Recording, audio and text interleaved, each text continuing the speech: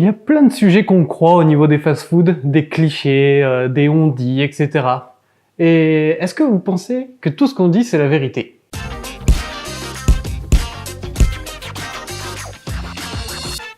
Moi, j'ai bossé 1 an et demi chez Burger King, où j'ai eu différents postes en cuisine, à l'accueil, en réserve, etc.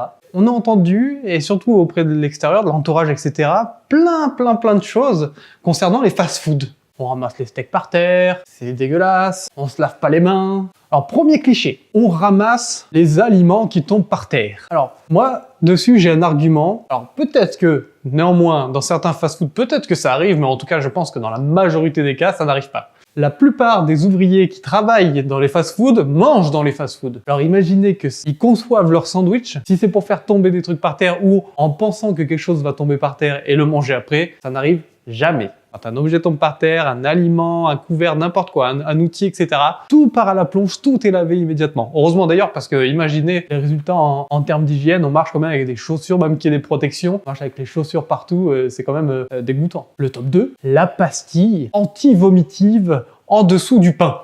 Alors ça, on en a entendu parler maintes et maintes fois chez McDonald's, chez Burger King, chez plein. Il n'y a jamais eu une seule pastille anti-vomitive en dessous des pains. Imaginez, on va pas mettre un médicament dans un produit d'alimentation tout public. Le petit cercle blanc qu'on retrouve en dessous du pain, c'est le cercle lié à la cuisson. Vous savez, quand on fait du pain, on est obligé de le façonner, etc. Et bien il y a un nœud. Et bien ce nœud-là, c'est le nœud de la cuisson. Jamais il y a des produits dans les pains pour éviter de vomir. Le fait qu'on ne vomisse pas dans un fast-food vient peut-être du fait qu'on pense manger gras. Mais non, quand vous allez manger Burger King, par exemple, il y a la sauce, la viande, ok, ça peut être un peu gras, mais derrière, c'est quoi? Tomates, la salade, c'est quand même des aliments plutôt sains. Vous mangez ça tous les jours, sauf que là, c'est assemblé dans du pain. Autre chose à savoir, manger dans un fast-food, c'est manger mal. Alors, vous mangerez certainement mieux dans un fast-food que dans un mauvais restaurant. Je prends l'exemple de là où j'ai travaillé. Tout ce qui était ingrédients était coupé le matin, tomates qu'on recevait en cagette, et des oignons qu'on devait découper nous-mêmes en cuisine. Donc on avait des aliments super sains, super propres, super clairs. Mais en tout cas, vous mangerez mieux dans un fast-food que dans un mauvais restaurant. Un petit point bonus également, les cuisines sont dégueulasses. Je vais vous montrer des cuisines dégueulasses. Ça, c'est des cuisines dégueulasses. Ça, c'est des cuisines dégueulasses. Ça, c'est la cuisine d'un fast-food. Et je vais vous expliquer pourquoi. Puisque une chaîne de fast-food, elle va être directement impactée, en cas de problème, par toute la marque. C'est-à-dire si vous avez un McDonald's à Brest qui a un problème d'hygiène alimentaire, c'est toute la chaîne qui en pâtit.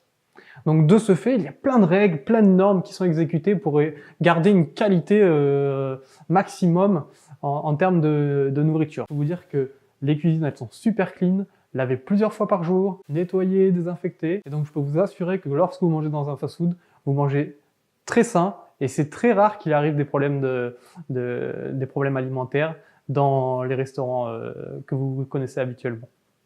Voilà, c'était la fin de cette vidéo. J'espère que ça vous aura réconcilié avec les restaurants type fast-food, McDonald's, Burger King, KFC, etc.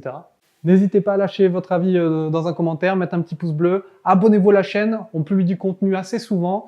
Ça fait pas longtemps qu'on démarre, mais je peux vous assurer qu'on est à fond et on essaie de tout faire pour sortir au maximum 3-4 vidéos par semaine. Allez, salut!